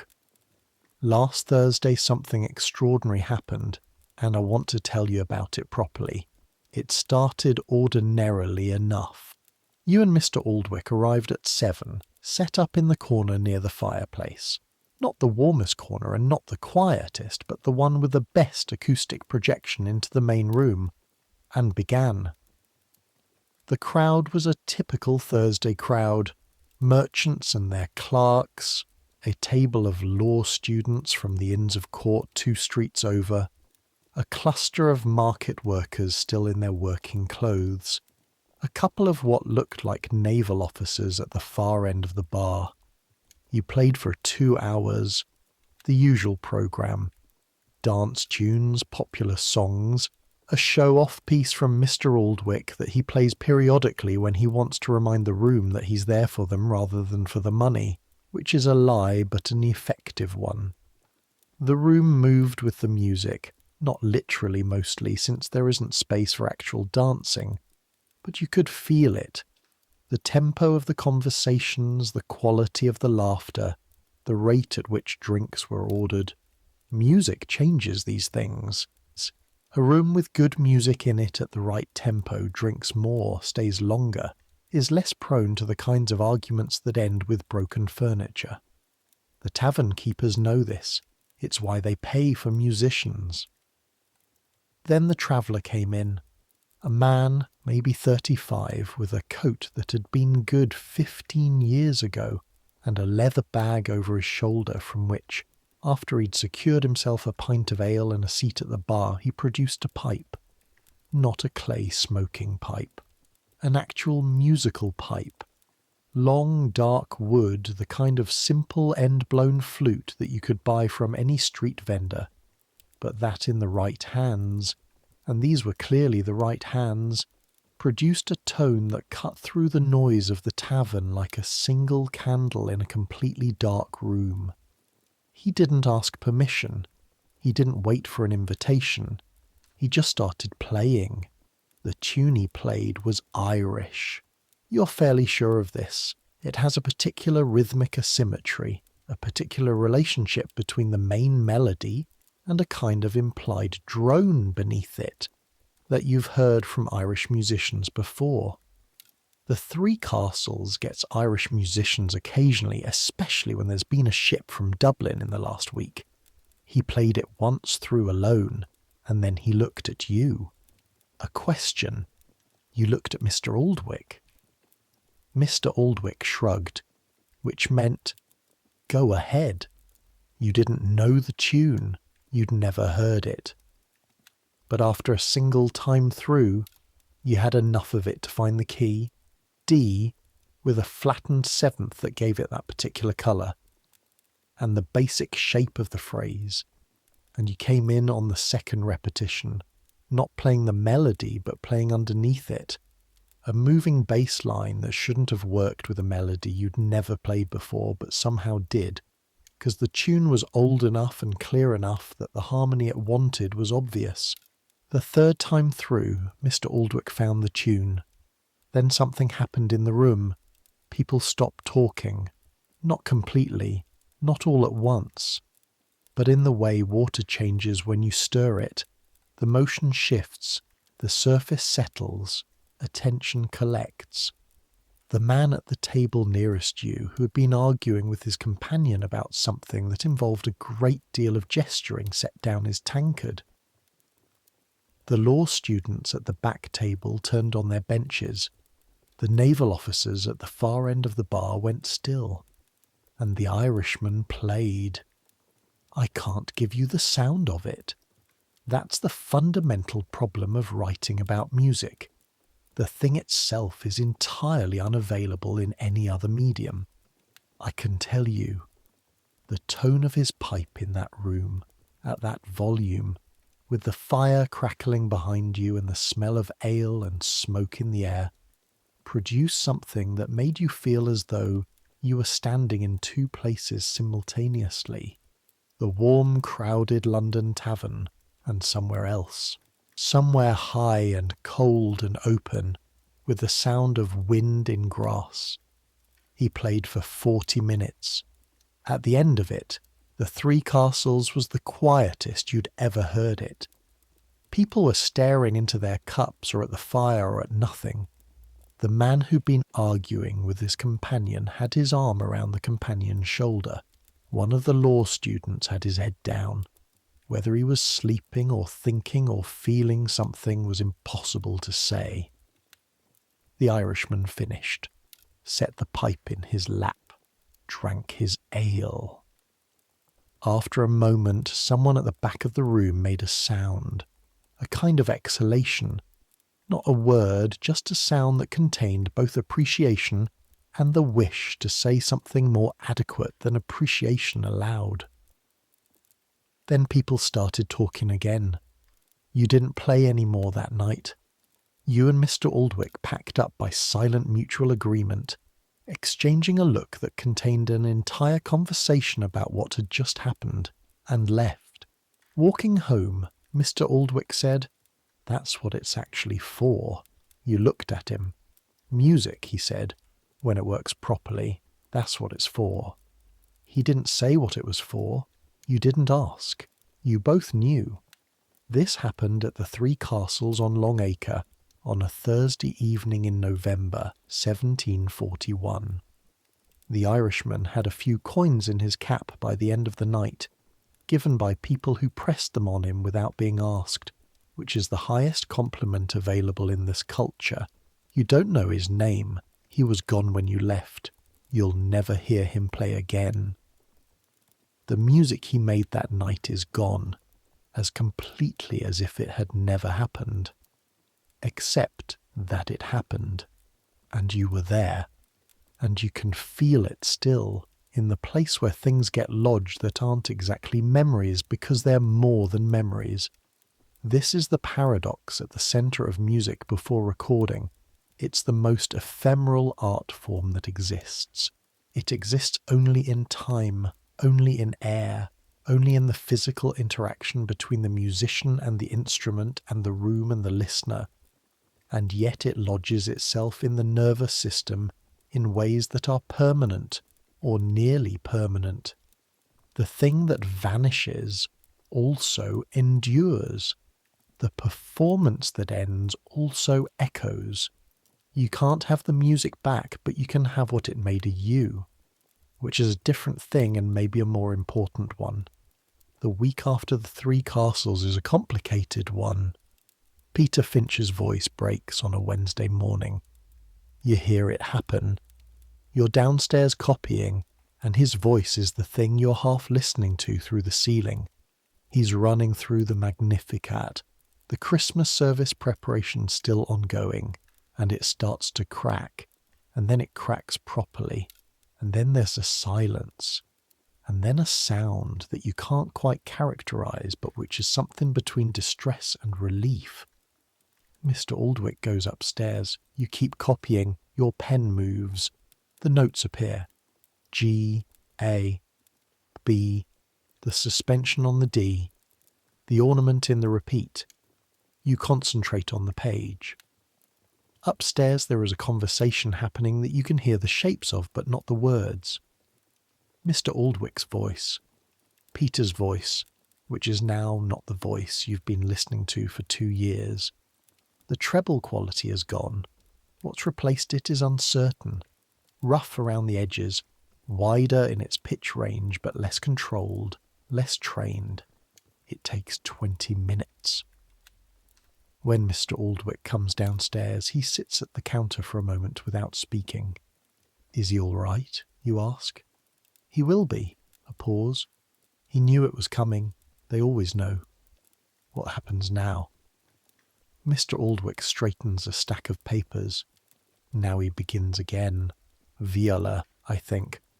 Or a piano, though his keyboard technique is poor.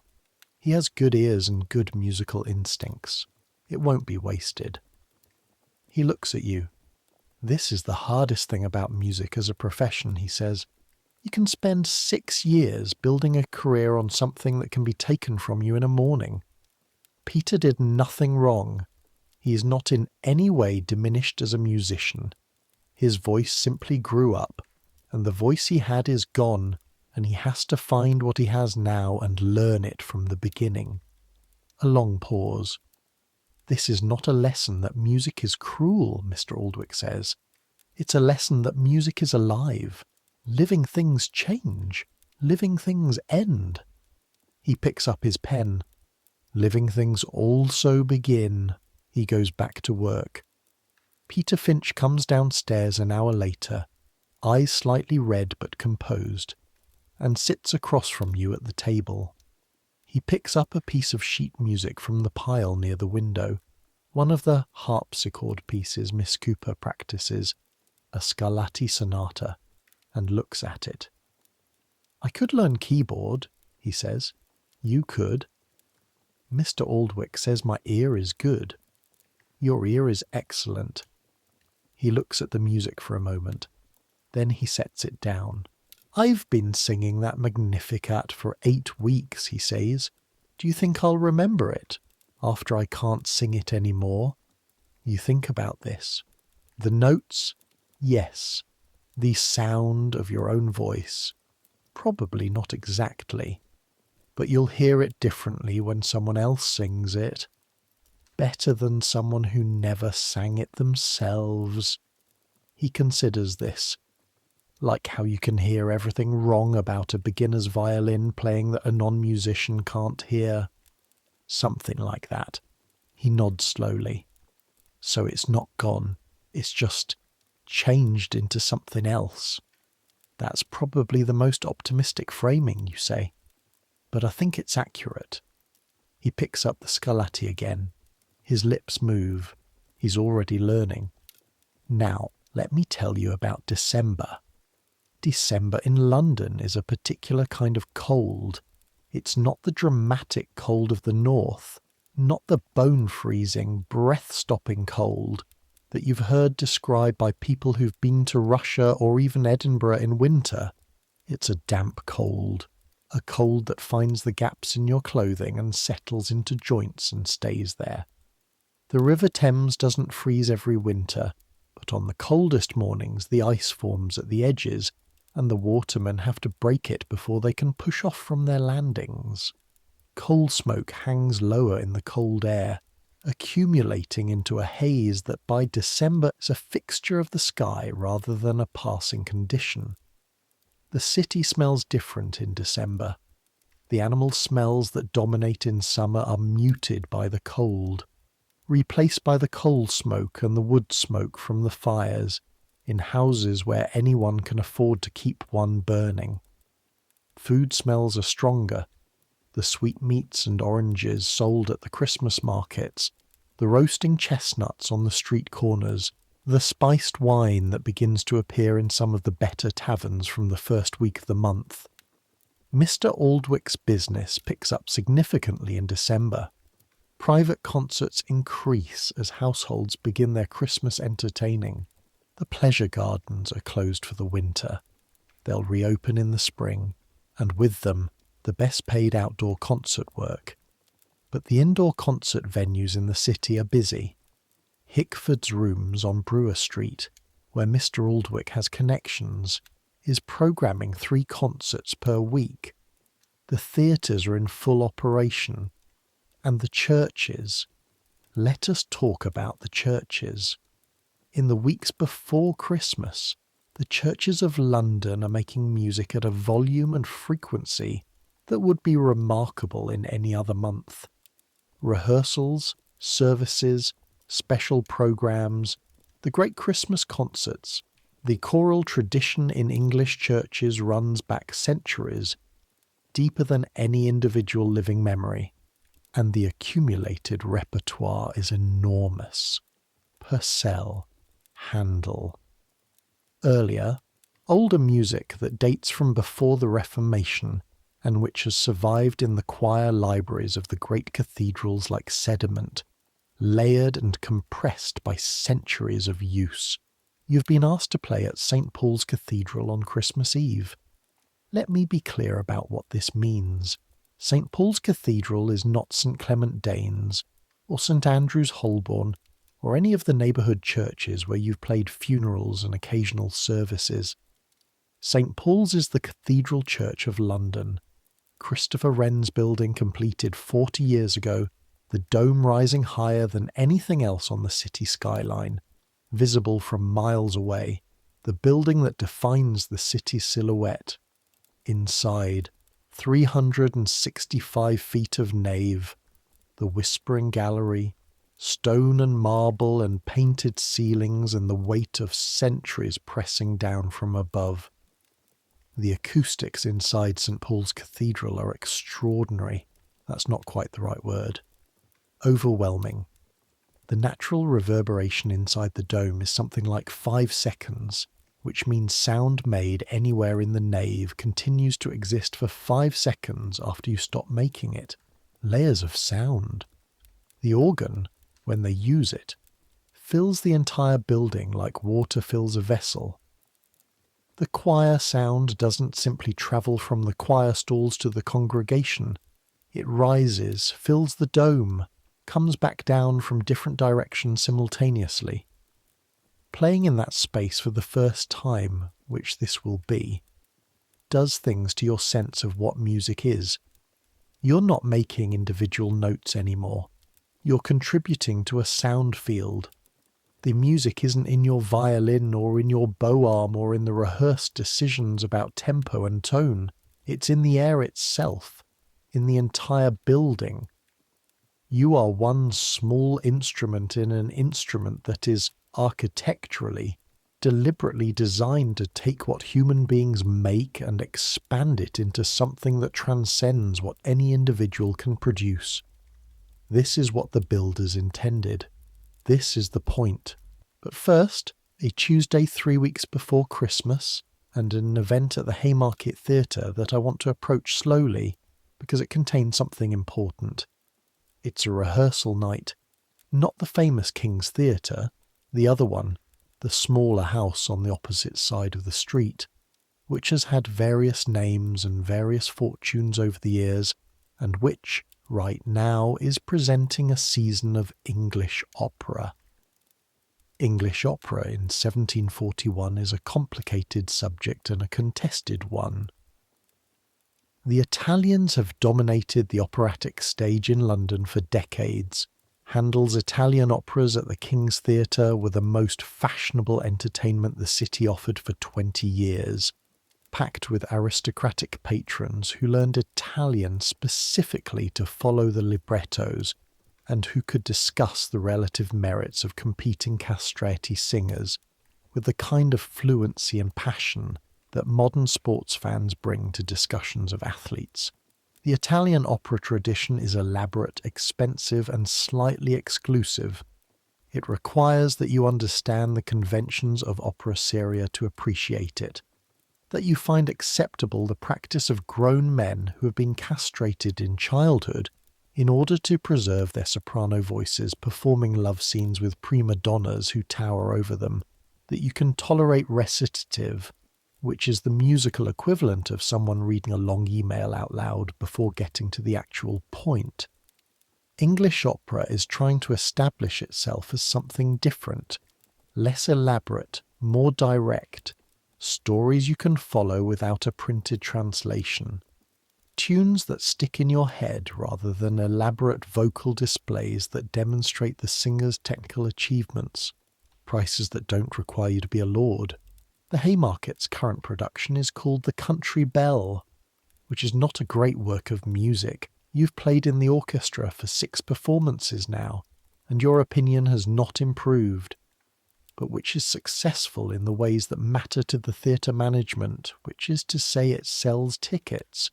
The audiences laugh in the right places and go quiet in the right places, and the songs are already being sold by the ballad sellers outside, which is the 1741 equivalent of a hit record.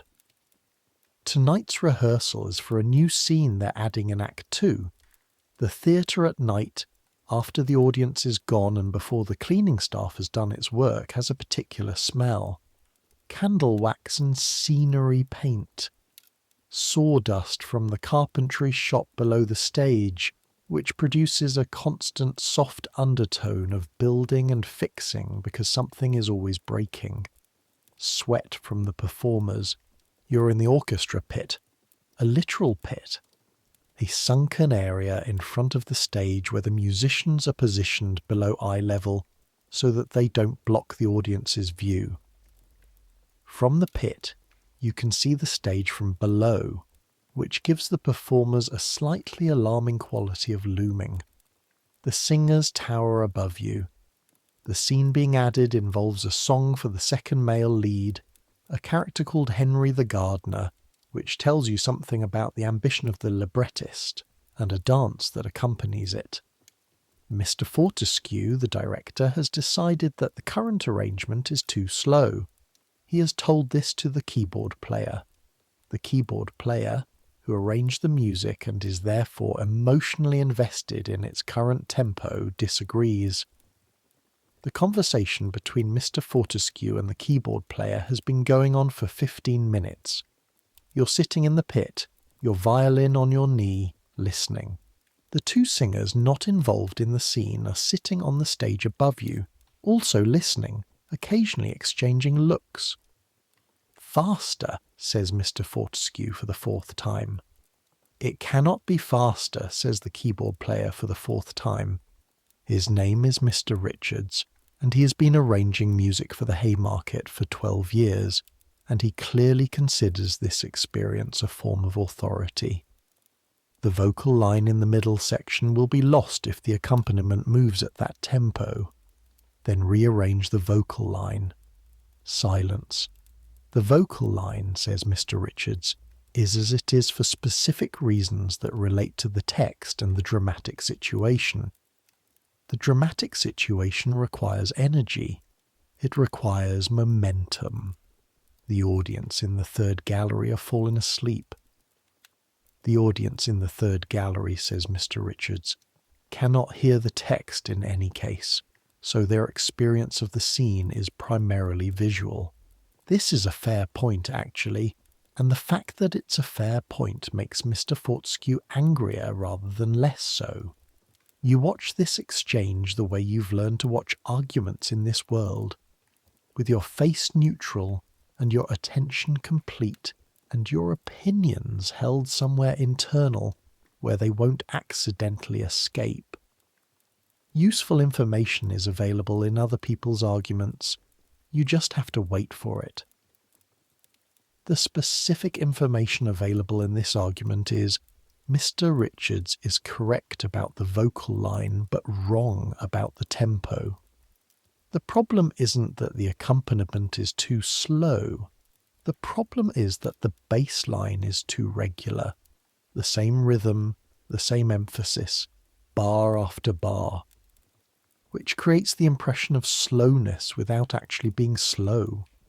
What you'd need to fix it is variation in the bass rhythm, something more syncopated, which would create forward momentum without actually changing the tempo. You know this because you've been watching an audience watch this scene for 6 performances. You've seen exactly where they stop paying attention. Not in the slow bars, in the regular bars. Regularity is the enemy of attention. Variation is what the ear follows. You're 17 and have been in London for 2 years. You're not going to say this in a room where Mr. Richards and Mr. Fortescue are fighting, but later. The rehearsal ends at 11. Mr. Fortescue gets his way. The tempo is increased by about 8 beats per minute, which is a compromise that satisfies nobody, but which is at least a resolution. You're walking out through the stage door when Mr. Aldwych falls into step beside you. You had a thought, he says. How do you know? Your face. You tell him what you observed. The bass line, the regularity, the need for rhythmic variation rather than tempo change. He walks in silence for a moment. That's correct, he says. I know. Are you going to tell Mr. Richards? Not tonight. When? You think about this. When he's had a few days to feel less embarrassed about losing the argument. Mr. Aldwych makes a sound that is not quite a laugh. Good, he says. That's exactly right. Then he says, when I was your age, I would have said it in the room, because I would have needed them to know that I knew. And now?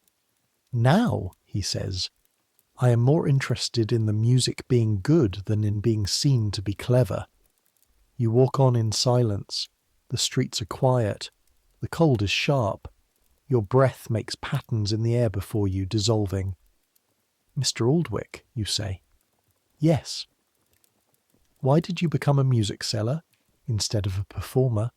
He's quiet for a moment, long enough that you think he might not answer. I was good performer, he says finally. Not exceptional. Good.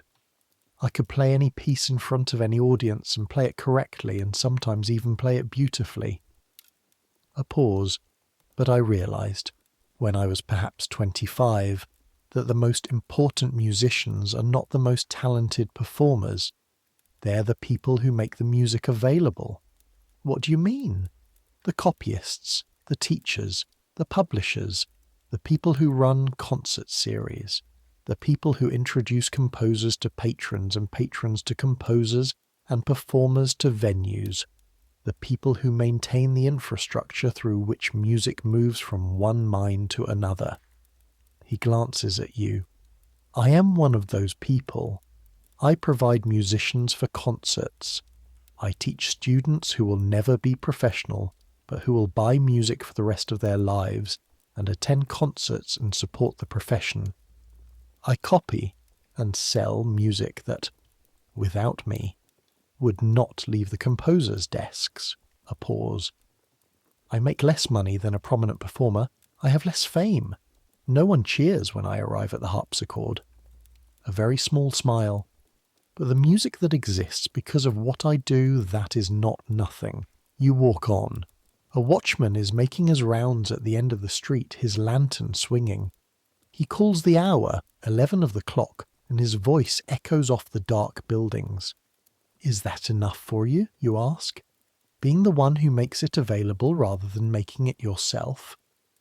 He considers this for a longer moment than the previous ones. Some evenings, he says, it is entirely enough. He turns toward Maiden Lane. You follow. Other evenings, he adds, I sit down at the harpsichord after everyone is asleep and I play. For an hour, sometimes 2, nothing anyone would pay to hear. Old pieces I loved when I was young, things I've been working on that may never be finished. He says this without particular emotion, as a statement of fact. The music disappears when I stop playing, he says. The same as always. He opens the shop door. That's fine, he says. I needed to play it, not to have it. You stand in the cold for a moment after the door closes, then you follow him inside. Christmas Eve arrives with the specific urgency of something you've been told to prepare for and have prepared for and which still manages to feel sudden. The rehearsal at St. Paul's was 3 days ago. You know the programme. You've played all the pieces before in various contexts, though never in this specific formation. A small string ensemble drawn from various London players, supplemented by the cathedral's own musicians, supporting the professional choir in a programme of English church music. Purcell's Rejoice in the Lord Alway, an anthem by William Boyce, the same man whose quartet you were copying a few weeks ago. A Handel setting of the 100th Psalm that predates the great London oratorios but carries their characteristic power. And then, at the end, the traditional congregational hymn, Adeste Fideles, which in 1741 is still being transmitted in manuscript rather than printed versions, a relatively new composition by an Englishman named John Francis Wade, who wrote it about 5 years ago, and which will not be published in a form the general public can access for another 40 years, but which the choir at St. Paul's has acquired through the usual networks of handwritten copies that move between musicians. You leave Maiden Lane at 4 in the afternoon. It gets dark early in December, full dark by 4:30, and the streets are thick with people going in all directions. Christmas Eve in London is not a quiet day. It's loud, crowded, commercial, social, devoted to the acquisition of provisions for the next day's feast for those who have the means, and devoted to the contemplation of not having those means for those who don't. The Covent Garden Market is doing enormous business. The taverns are filling from midday. The streets smell of chestnuts and cold air, and the particular animal smell of horse-drawn traffic, doubled because everyone who owns or can afford to hire a conveyance is using it tonight. You carry your violin case under your arm, coat buttoned, and walk. The walk from Maiden Lane to St. Paul's is about 1.5 miles, south to the Strand, east along the Strand past the lawyers' houses and the government buildings toward the city, up Ludgate Hill to the cathedral. On a clear evening you'd see the dome rising against the sky from the foot of Ludgate Hill. Tonight the air has a haze to it that blurs the edges of the dome against a sky that's somewhere between grey and dark blue, the last light gone, the cathedral's illuminated windows making orange rectangles in the dark. You stop at the foot of Ludgate Hill and look up. The dome is 365 feet high. You've been told this enough times that the number is lodged in your head. 365 feet, as many feet as there are days in a year. Wren's joke, or Wren's statement of ambition. Hard to say. The stone catches the light from the windows below. At this hour, from this distance, it seems to glow slightly from inside, the way a lantern does when you look at it through fabric. The light visible through the material, the source invisible. the cathedral breathing. The men who finished building this were still alive when you were born. Your own grandfather might have watched them hoisting the final stones into place. It's that recent, that real. You keep walking. Inside is the organised chaos of a large-scale musical performance assembling itself from scattered parts. Musicians arriving, finding their way to the orchestra area near the choir stalls. The choir, 24 singers in their robes, already warming up, individual voices running scales and arpeggios that blend into a collective sound like multiple streams running into the same river. The cathedral's own organist sitting at the instrument with the specific intensity of a person who knows they're about to do something enormous. Choristers running last-minute errands for their choir master. A verger trying to organise the audience, which has been arriving since 3 o'clock and has distributed itself through the nave in a way that makes no logistical sense. You find the other string players.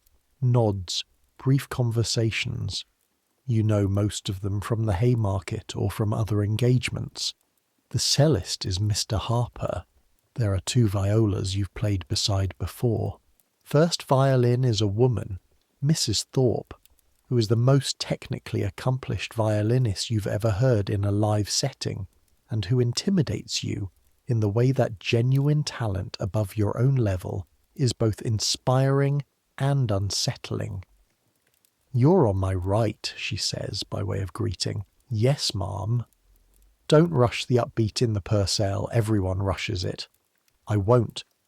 She looks at you once, a sharp, comprehensive look, and then turns back to her own tuning. By 6 o'clock the cathedral is full. I mean full. Not there are many people. Full in the sense that every pew is occupied and people are standing in the aisles and along the walls and in the galleries above. The sound of 1,000 people settling into their places, the murmur of voices, the shifting of feet on stone floors, the collective breath, rises toward the dome and comes back down changed, richer, as if the building itself has added something to it.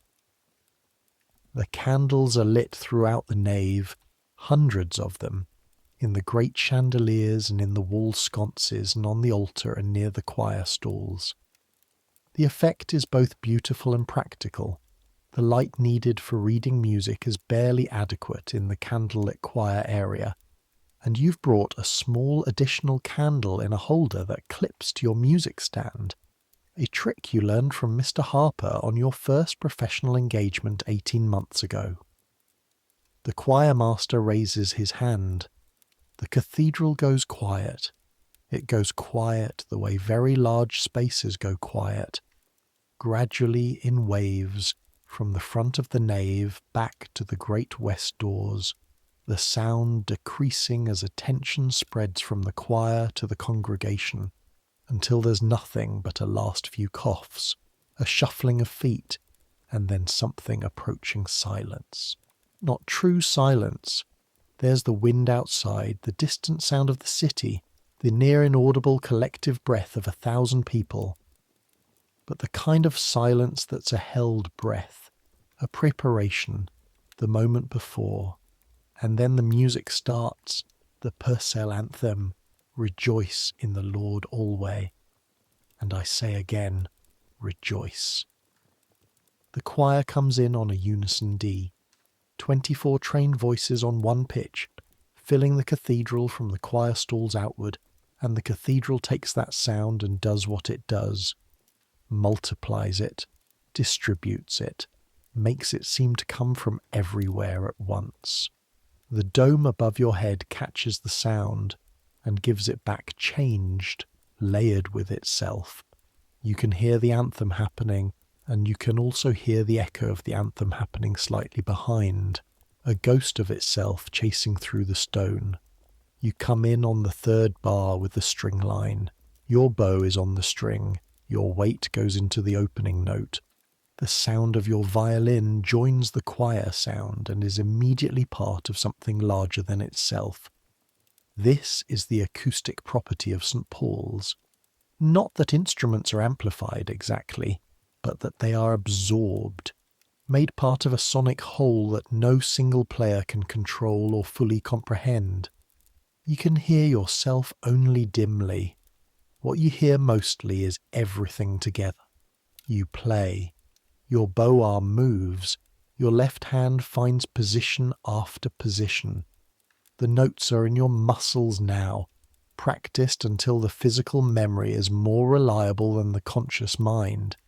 But you're not on automatic the way you are at Mrs. Pemberton's house. You're listening, adjusting. The cathedral is giving you information in real time. The choir is projecting more to the left. You need to give more to the right. The tempo in the second verse has dropped slightly in the ensemble without anyone intending it. The choirmaster's left hand is asking for a slight increase. You follow. The purcell finishes, a silence that stretches for 5 full seconds while the sound dissolves from the air of the cathedral. Then a kind of rustling. Not applause exactly. A collective release of held breath. Some people in the congregation are already crying. Christmas Eve in a cathedral in the candlelight with this music, it works on people. It always has. That's why the tradition exists.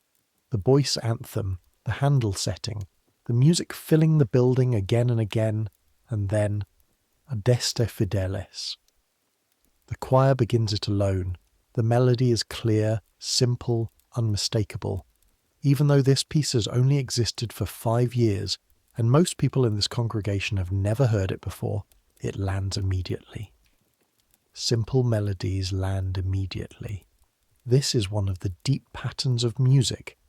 Complexity takes time to understand, but a simple, strong melody is recognized as music the moment it sounds. The congregation begins to join in, not organized, not directed, not with hymn books or with any request from the choir master. People simply begin to sing, because the tune is accessible, because the moment calls for it, because 1,000 people in a cathedral on Christmas Eve with candles and good music and the weight of the day pressing on them have a need to participate rather than simply receive. First the voices nearest the choir, then spreading backward through the nave, more and more voices joining. Different pitches, different volumes, different qualities of voice. Trained, untrained, aged, young, male, female, rough and smooth, carrying the tune and not quite carrying the tune, an imperfect sound, a human sound. And then something happens to the cathedral. The dome, which has been taking the choir's sound and the orchestra's sound and doing its geometric mathematics on them, receives this new and larger input. 1,000 voices, uncoordinated, imperfect, various. And the dome's 5-second reverberation takes this sound and holds it, layer over layer. The current verse overlapping the previous verse, the different parts of the congregation in slightly different tempos, converging and diverging and converging again. What you hear in the pit near the choir stalls, with your violin resting on your shoulder and your bow still because you're not anymore playing but listening, what you hear is something that no composer wrote, something that no choir master planned, something that came from 1,000 different people with 1,000 different relationships to this moment, finding themselves unexpectedly in the same room, making the same sound. It is the largest, strangest, most beautiful thing you've ever heard. Your eyes sting. You blink. The candlelight blurs for a moment. You're 17 years old. You came from Bristol 2 years ago with a letter of introduction and a brown wool coat that your father saved up for. You copy music for 3 hours a day and teach children who don't want to learn and play in orchestras and at taverns and at funerals and private concerts for middling wages and a room at the top of a narrow building in a narrow street. You're standing in St. Paul's Cathedral on Christmas Eve in 1741 with 1,000 people singing around you, and the music is the most beautiful and most temporary thing in the world. It is happening now, right now. It has never happened before and will never happen again in exactly this way. These 1,000 people, this building, this night, this cold, this candle smell, this specific wavering tone of 1,000 untrained voices trying to sing the same melody at once. It will be gone in 4 minutes. Gone in a way that no amount of memory or longing or writing it down will fully capture. And it's happening now. That is enough. That is so much more than enough. The last chord dissolves into the dome. The 5-second reverberation counts itself down. Silence.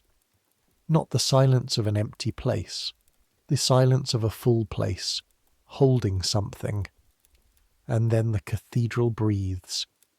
Later, much later, walking home along the Strand at midnight with the city celebrating around you and the cold stars visible for the first time in a week because the haze has cleared, you try to find words for what happened in the cathedral. You don't find them. The right words for that don't exist. If they did, the music wouldn't be necessary. The music is the expression that language can't reach. That's always been true. That's the oldest thing about music. The thing that predates writing, predates cities, predates everything except the need itself. The need to make sound that means something that words can't carry. To fill the air with the shape of what you feel. To share that shape with other people. To exist together in the experience of something larger than each of you separately. Before recording, before any of the technology that made it possible to keep music, before the possibility of capture, before the age when music could be stored and retrieved and played back and owned, before all of that, music was the most human thing and the most temporary thing. It lived entirely in the act of making it. It died when the making stopped. And then people made it again. Because they always have. Because they can't help it. Because it's the oldest language, the one that was there before words. All of this happened, is happening, will happen again tomorrow and the day after and the day after that. For as long as there are human beings in rooms together, needing something that language can't provide. You walk home. The Strand is bright for midnight. Link boys threading through the crowds, the tavern spilling light and noise into the street, the coffee houses still open for the holiday trade, the smell of roasting something from a street vendor's brazier, the sound of a distant fiddle, the sound of voices singing somewhere, not performing, just singing. Someone's window open, voices from inside a carol. One of the old ones, the ones that have been going longer than anyone can trace, the ones that are in the culture the way old language is in the language, invisibly, structurally, present in things you say without knowing where they came from. You stop, listen. The carol goes on for 2 verses and then the window closes. You keep walking. Mr. Aldwick has left a candle burning in the shop window, a habit on late nights, a signal that you're welcome back and that the door is unlocked. You let yourself in. The shop is dark except for the candle, cold. The smell of ink from the copying table, the smell of the wooden instrument cases along the far wall, the particular smell of this building that you now know so well you stop noticing it until you've been away for a few hours. You hang up your coat. You set the violin case in its place near the counter. From upstairs, a sound, the harpsichord. Mr. Aldwick, late. Playing alone in the teaching room, the door presumably closed against the cold, something soft and careful. You can hear the piece only as a shape from here, the rhythm, the general character, something slow in a minor key, not a piece you recognize from the standard repertoire, something he's working on, something that will end when he stops playing, something that will only ever have existed in those particular moments, in that particular form, heard in full by no one but him. You stand in the dark shop and listen. After a while you go upstairs to your room. The attic is cold. Your breath makes patterns in the candlelight. Peter Finch is asleep on his side of the mattress, breathing slowly. You've moved him up here now that he's not needed near the kitchen for early morning voice warm-ups. He's been picking up the harpsichord with surprising speed. Miss Cooper has been helping him. You've heard them working together in the afternoons, her patient voice and his confused questions resolving gradually into the cleaner sounds of someone beginning to understand an instrument. Living things change, living things end, living things begin. You sit on the edge of the mattress and take the violin out of its case, not to practice, just to hold it. The familiar weight of it. The spruce top slightly warm from being inside your coat. The varnish slightly rough under your thumb where someone long before you handled it without care. The scroll, which is not perfectly carved but which has a character that makes up for the imperfection. These strings, slightly loose from the temperature change between the cathedral and outside, that you'll need to tune before morning. Outside, London continues. Below you on Maiden Lane, a cart, slow, late, carrying something, a voice, two voices, at the end of the street. The distant sound of the city, which is never fully silent, which is the city breathing. Tomorrow there will be copying, there will be lessons. A new student starting in the week after Christmas, a merchant's son who wants to learn violin. There will be a Thursday evening at the Three Castles, where maybe the Irishman will turn up again with his pipe and maybe he won't. There will be rehearsals and performances and negotiations with patrons and arguments about tempo and the everyday labour of keeping music alive and moving through the world, the same as today, the same as yesterday, the same as it has always been, since before there was a St. Paul's Cathedral or a London or a city at all on the grey banks of this grey river. Someone trying to make sound that means something, trying to share it, trying to keep it going. You put the violin back. Lie down. The candle gutters. Downstairs the harpsichord stops. The silence that follows is not empty. It's the particular silence of a room where music was just played, the air still shaped by it, your ear still searching for the next note that isn't coming. You've learned to recognize this silence. It has a texture, an afterglow. You close your eyes.